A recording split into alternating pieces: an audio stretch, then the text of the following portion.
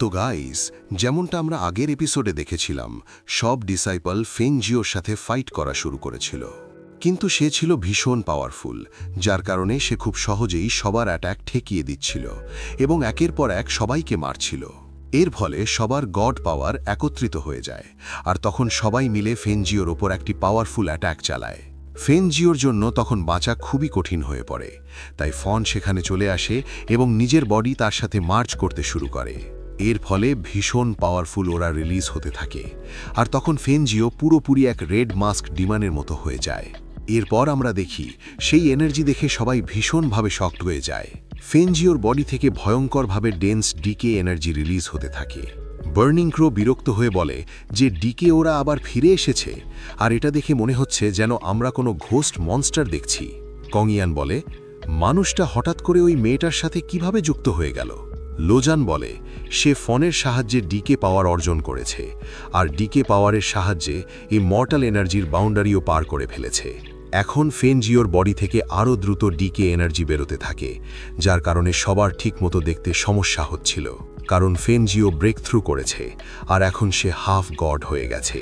তার পেছনে ডার্ক গডের প্রজেকশনও দেখা যাচ্ছিল। পিয়াও বলে এটা ভীষণ ইন্টারেস্টিং হতে চলেছে, আর সে নিজের স্ল্যাশ দিয়ে তার উপর অ্যাটাক করে, কিন্তু তাতে ফেনজিওর কিছুই হয় না। তখন কিঙ্গি আর বাকি সব ডিসাইপেলরাও সামনে চলে আসে। তারা বলে, আমাদের সবাই মিলে একসাথে ফাইট করতে হবে। এরপর সবাই একযোগে ফেনজিওর ওপর অ্যাটাক শুরু করে, কিন্তু ফেনজিও সহজেই তাদের অ্যাটাক এড়িয়ে যাচ্ছিল। কিঙ্গি তার শার্প স্পিরিট ক্রাই দিয়ে অ্যাটাক করে, কিন্তু ফেনজিও অনায়াসে সেটা ঠেকিয়ে তাকে দূরে ছুঁড়ে ফেলে দেয়। লিশু তার কম্বাইন্ড ফ্লাইং বার্ড টেকনিক দিয়ে অ্যাটাক করে, কিন্তু ফেনজিও এক হাতেই সেই বার্ডগুলো আটকে দেয়। এরপর লজ আর ডংমেই একসাথে ফেনজিওর ওপর অ্যাটাক করে, কিন্তু ফনের ডিকে পাওয়ারের কারণে সে এতটাই পাওয়ারফুল হয়ে গেছে যে ডংমেইকে সে সোজা কিক করে ফেলে দেয়। লোয়াচান আর বাকি সবাই মিলে সর্বশক্তি দিয়ে অ্যাটাক করার চেষ্টা করছিল, কিন্তু তাতে তার কিছুই হচ্ছিল না। ডংমেই বলে, হাফ গড পাওয়ার আর ডিকে পাওয়ার মিক্স হওয়ার কারণে সে ভীষণ শক্তিশালী হয়ে গেছে, আর তাকে হ্যান্ডেল করা এখন খুবই কঠিন। এরপর কংইয়ানও ওপরে চলে আসে এবং নিজের পয়জন ডোমেন দিয়ে ফেনজিওকে চারদিক থেকে ঘিরে ফেলে। ফেনজিও ডোমেনের ভেতরে আটকা পড়ে, কিন্তু অল্প সময়ের মধ্যেই সে খুব সহজে ডোমেন ভেঙে বেরিয়ে আসে। এটা দেখে কংইয়ান ভীষণ অবাক হয়ে যায়। টিং ফেং এবার ফেনজিওর ওপর অ্যাটাক করতে থাকে এবং কংইয়ানকে বলে, এখন এটা আমার ওপর ছেড়ে দাও, আমি হ্যান্ডেল করব। সে ফেনজিওর ওপর স্পিয়ার দিয়ে অ্যাটাক করার চেষ্টা করে, কিন্তু ফেনজিও তার স্পিয়ার ধরে ফেলে। টিং ফেং ফিস্ট দিয়ে অ্যাটাক করে, কিন্তু অতিরিক্ত এনার্জির কারণে সে নিজেই দূরে ছিটকে যায়। জু ইয়াং দূর থেকে পুরো ফাইট শান্তভাবে দেখছিল। তার সব ডিসাইপেল নিজেদের সম্পূর্ণ পাওয়ার দিয়ে ফেনজিওর উপর অ্যাটাক করছিল। জুয়াং বার্নিং ক্রোকে বলে, ফেনজিও যে ডিকে পাওয়ার ব্যবহার করছে সেটা আসলে তার স্পিরিচুয়াল অ্যাওয়ারনেসের সাথে ফনের পাওয়ার মিক্স হবার কারণে তৈরি হচ্ছে। বার্নিং ক্রো বলে, আরেকজনের স্পিরিচুয়াল অ্যাওয়ারনেস এভাবে কিভাবে মিক্স করা যায়? ফন খুব ভালো করেই জানে, যদি সে নিজের স্পিরিচুয়াল অ্যাওয়ারনেস ফেনজিওর সাথে পুরোপুরি মার্জ করে তাহলে সে মারা যাবে। জুয়াং বলে, ওরা দুজন একে অপরকে পুরোপুরি ট্রাস্ট করে, আর সেই বিশ্বাসের কারণেই তারা নিজেদের আসল পাওয়ার মার্জ করতে পেরেছে। বার্নিং ক্রো বলে, কারোর ওপর ট্রাস্ট করা এতটা সহজ নয়, কিন্তু ওরা দুজন একে অপরের কাছে কমপ্লিটলি ওপেন। ফেনজিও তখনও সবার সাথে ফাইট করছিল। এরপর আমাদের দেখানো হয় ফেনজিওর স্পিরিচুয়াল অ্যাওয়ারনেসের ভেতর, যেখানে ফন তার বডির ভেতরে লাগাতার ডিকে পাওয়ার ঢেলে দিচ্ছিল। ফেনজিও এটা দেখে বলে, মাস্টার, আপনি আমাকে আপনার পাওয়ার কেন দিচ্ছেন?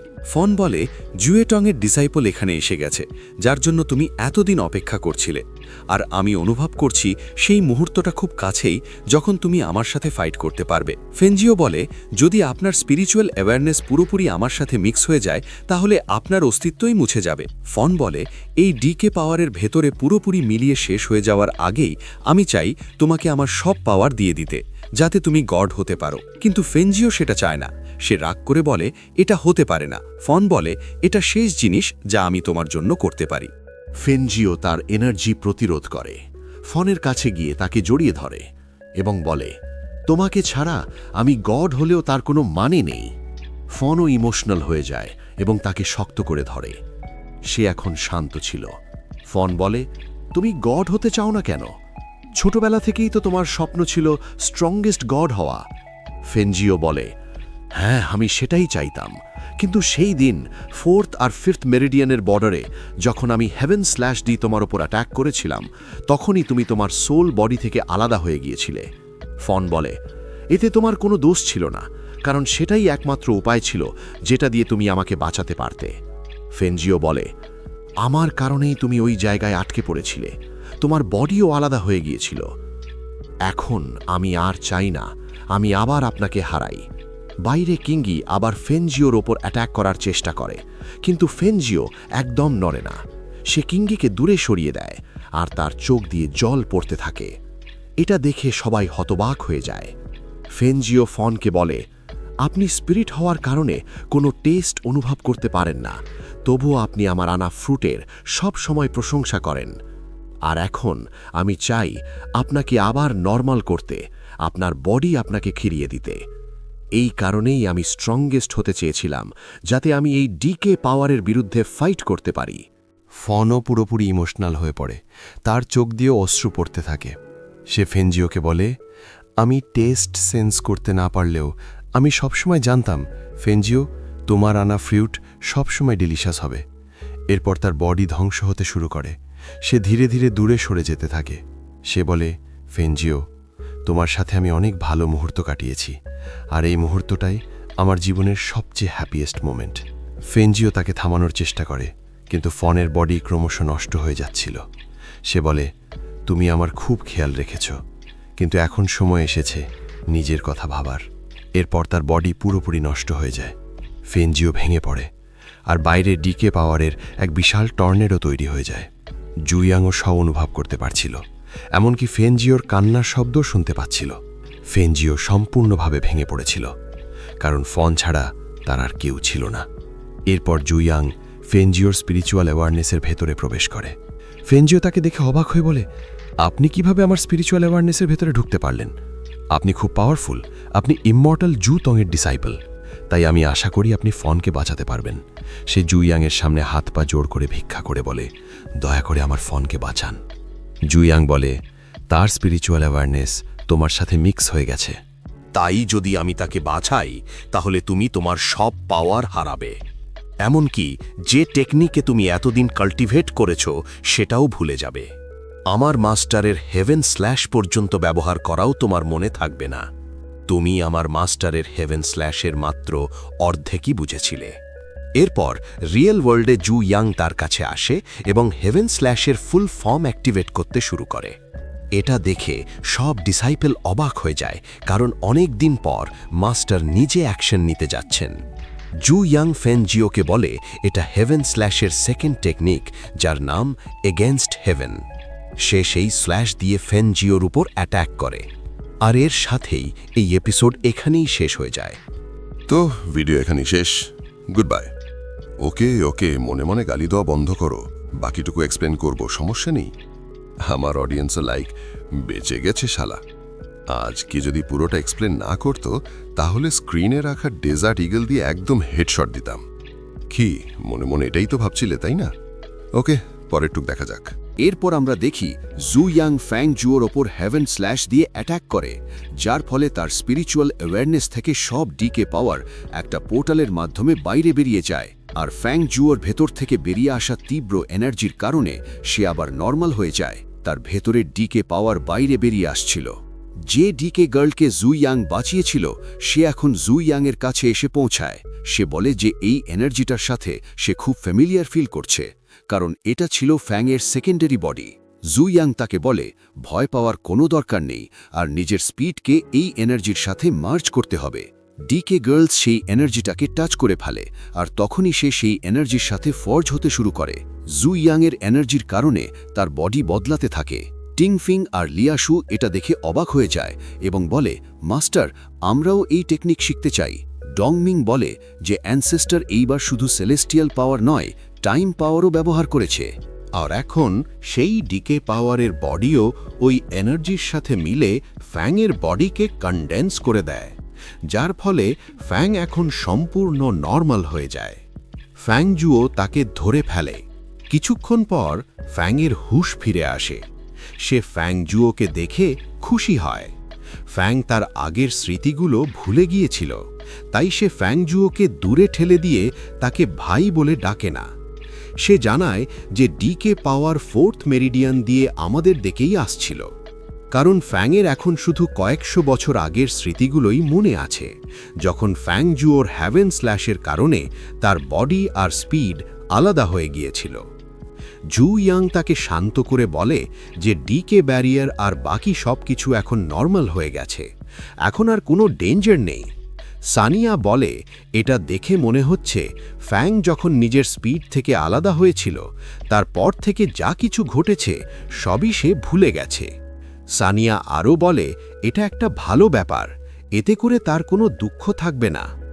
ফ্যাংকে ঠিক করার কারণে ফ্যাং জুওর সব পাওয়ার শেষ হয়ে যাচ্ছিল, আর সে এখন একটা নর্মাল মানুষে পরিণত হয়েছে। ফ্যাং এতে অবাক হয়ে তাকে জিজ্ঞেস করে, শেষ পর্যন্ত তোমার সাথে আসলে কি হচ্ছে? ফ্যাং জুও বলে সে ঠিক আছে, কিন্তু তার বডিতে এখনও কিছু ডিকে পাওয়ার রয়ে গেছে, যার জন্য সে ব্যথা পাচ্ছিল। ফ্যাং দ্রুত নিজের হাত দিয়ে সেই এনার্জিটা বাইরে টেনে নেয়, কারণ এখন সে ডিকে পাওয়ার কন্ট্রোল করতে শিখে গেছে। এটা দেখে সে নিজেই অবাক হয়ে যায়। লৌজিয়ান বলে এর সাথে ঠিক আমার মতোই হচ্ছে। যখন আমি থান্ডার পাওয়ার ডেবাওয়ার করেছিলাম তখন আমি থান্ডার রেকর্ডে পরিণত হয়েছিলাম। ডং মিং বলে এই ফ্যান তোমার থেকেও বেশি স্ট্রং, কারণ সে ডিকে পাওয়ার পুরোপুরি কমপ্লিট হয়ে গিয়েছিল, আর সে ভীষণ লাকি ছিল যে আবার বেঁচে ওঠার পর সে এক গড অফ ডিকে হয়ে গিয়েছিল। ফাং জিও এটা দেখে পুরোপুরি হতবাক হয়ে যায়, কারণ এসব কিছুই ঘটেছিল জু ইয়াংয়ের কারণে। সেই জন্যই এখন সে জু ইয়াংকে অ্যানসেস্টার জু ইয়াং বলে ডাকতে শুরু করে। জু ইয়াং ফাং জিওকে বলে যে এখন সময় এসেছে, তুমি আমাকে বলো তোমার আর আমার মাস্টারের মধ্যে আসলে কি রিলেশনশিপ ছিল। ফ্যান তখনও জু ইয়াংকে চিনতে পারেনি, তাই সে ফাং জিওকে জিজ্ঞেস করে এটা কে। জু ইয়াং নিজের পাওয়ার ব্যবহার করে ফ্যানকে অচেতন করে দেয়। ফ্যান নিচে পড়ে যেতে থাকে, কিন্তু ফাং জিও তাকে ধরে ফেলে। জু ইয়াং তখন ফাং জিওকে বলে এখন সব কিছু বলো। ফাং জিও বলে এই ঘটনা আজ থেকে হাজার হাজার বছর আগের, আর তখন আমাদের সামনে স্পিরিচুয়াল মাউন্টেন পিকের সিন দেখানো হয়, যেখানে ইমমর্টাল জু টং সেই সময় ফাং জিওর মাস্টারের কাছে এসেছিলেন। তার কাছে একটি গো ট্রি ছিল, আর ইমমর্টাল টংয়ের সেটার দরকার ছিল, কারণ তিনি জু ইয়াংয়ের জন্য একটি ঘোড়ার গাড়ি বানাতে চেয়েছিলেন। কিন্তু ফাং জিওর মাস্টার সেই গো ট্রি দিতে রাজি ছিলেন না, কারণ পুরো পৃথিবীতে ওই গো ট্রি ছিল একটাই। সেই সময় ফাং জিও ছিল একেবারে ছোট, আর ফ্যানও তার সাথেই ছিল, কারণ তারা দুজনেই ডিসাইপল ছিল, আর তারা সব কিছু নিজের চোখে দেখছিল। জুটং সেই গো ট্রিয়ের বদলে ফাং জিওর মাস্টারকে হেভেন স্ল্যাশ টেকনিক শেখাতে চেয়েছিল, তাই সে নিজের সোর্ড দিয়ে পেছনের পাহাড়ে অ্যাটাক করে। হেভেন স্ল্যাশ এতটাই পাওয়ারফুল ছিল যে সেটা শত শত পাহাড় ভেঙে দেয়। ফাং জিও এটা দেখে ভীষণ ভয় পেয়ে যায়। সে বলে এটাই কি আসল 100 টেকনিকের পাওয়ার? এই স্ল্যাশ তো যে কোনো জিনিসকে 2 ভাগে স্প্লিট করতে পারে। সেই জন্যই সে মনে মনে ঠিক করে এই পাওয়ার সে যে কোনো মূল্যে অর্জন করবেই, কারণ সে ছোটবেলা থেকেই স্ট্রং হতে চাইত। ফাং জিওর মাস্টার ফাং লাও জুটংকে বলেন যে তিনি ওই টেকনিক নিজের চোখে দেখেননি, তাই তিনি এই ডিল করতে পারবেন না। ইমমর্টাল জুটং বলেন ডিল তো আগেই সাকসেসফুল হয়ে গেছে, আমি আমার কথা রেখেছি।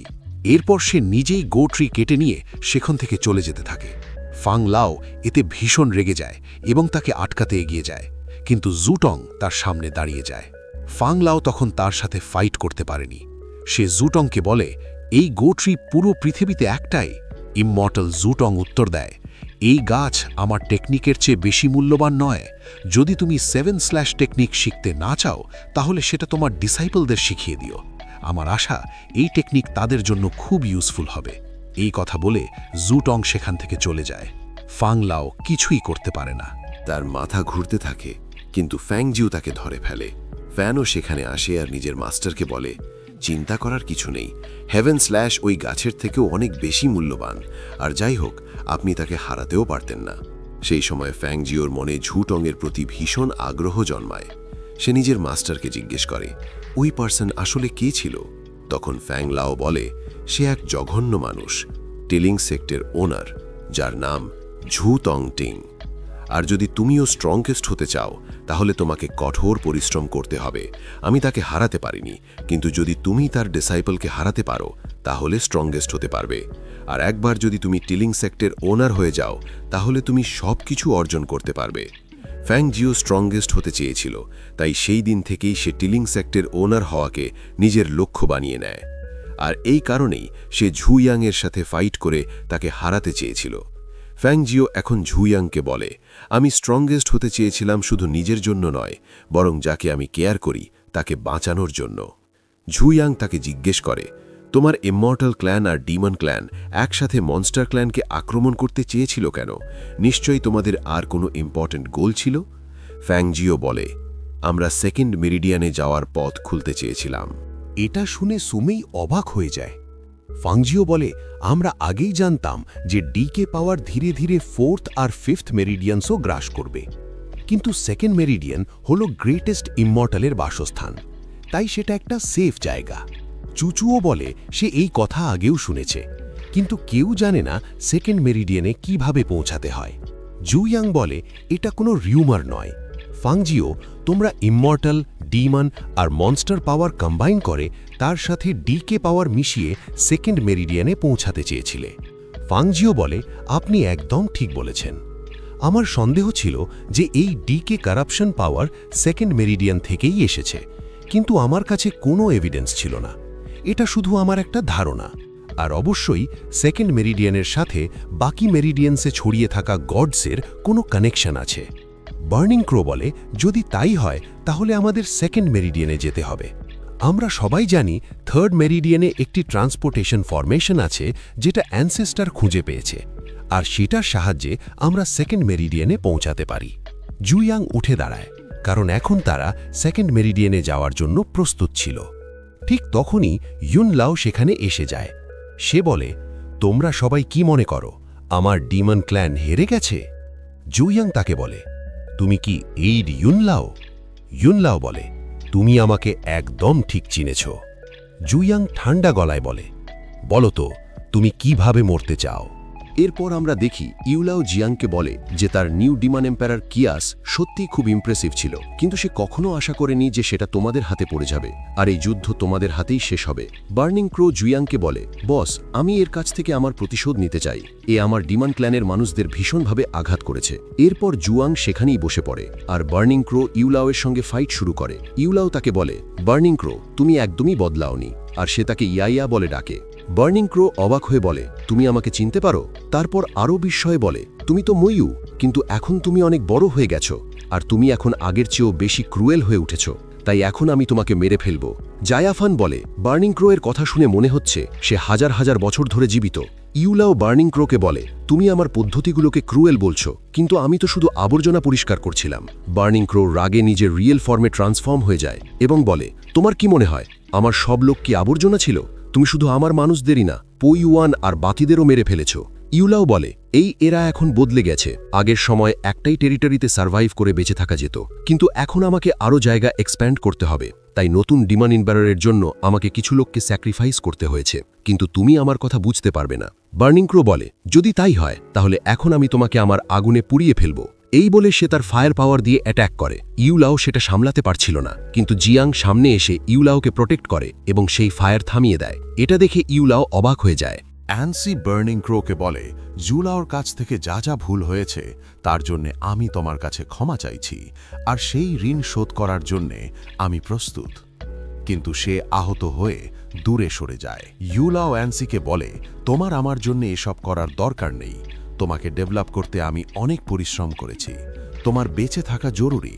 তুমি আমাদের ডিমন ক্ল্যানের শেষ আশা।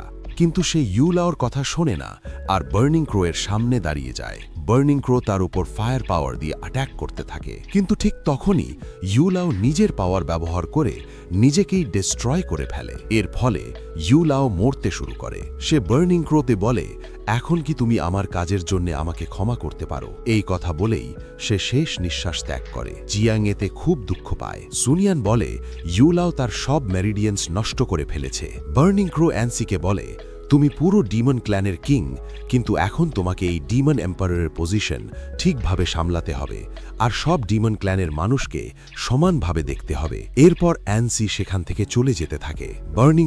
বার্নিং ক্রো বলে, তুমি কখনোই এই ইউলাওয়ের মতো হয়ে যেও না। এরপর জুয়াং আর বাকিরা সবাই সেকেন্ড মেরিডিয়ান্সে যাওয়ার সেই হোটেলের দিকে রওনা দেয়। তারা থার্ড মেরিডিয়ান্সে এসে পৌঁছেছিল, কিন্তু তারা অনেকক্ষণ ধরেই হাঁটছিল। কিয়ান বলে যে সুমেই ফিরে গেছে যাতে সে নিজের মনস্টার ক্ল্যানকে রিবিল্ড করতে পারে। আর এখন তারা সবাই থার্ড মেরিডিয়ান্সের ডিস্ট্রাকশন এরিয়াতে এসে পৌঁছায়। সবাই খুব খুশি ছিল, কারণ তারা অবশেষে সেকেন্ড মেরিডিয়ান্সে যেতে পারবে। সুনিয়ান বলে, আমরা কি ভুল পথে যাচ্ছি? এখনো পর্যন্ত তো কোনো ফরমেশন দেখতে পাচ্ছি না। বার্নিং ক্রাউ বলে, আমরা বসের দেখানো পথেই চলছি, তাহলে আমরা ভুল দিকেই বা যাব কিভাবে? ঠিক তখনই সামনে তারা একটি টেলিপোর্ট ফরমেশন দেখতে পায়। টিংফাং দ্রুত সেই ফরমেশনের ওপর চলে যায় আর সেটাকে হিট করে। সঙ্গে সঙ্গে ভয়ঙ্কর শক্তিশালী এনার্জি রিলিজ হয়। টিংফাং মনে করেছিল সে টেলিপোর্টেশন ফরমেশন অ্যাক্টিভেট করে ফেলেছে, আর সেই ফরমেশনের ভেতর থেকে তীব্র এনার্জি বের হতে থাকে। টিংফাং সেটার ভেতরে লাফ দিতে যাচ্ছিল, কিন্তু জিয়াং তাকে এক টুকরো বাবলার ভেতরে নিয়ে পিছনে টেনে আনে। টিংফাং হতাশ হয়ে বলে, মাস্টার, আপনি আমাকে আগে ভেতরে যেতে দিলেন না কেন? জিয়াং বলে, এটা কোনো টেলিপোর্টেশন ফরমেশন নয়, এটা একটা ট্র্যাপ। সবাই এটা শুনে অবাক হয়ে যায়।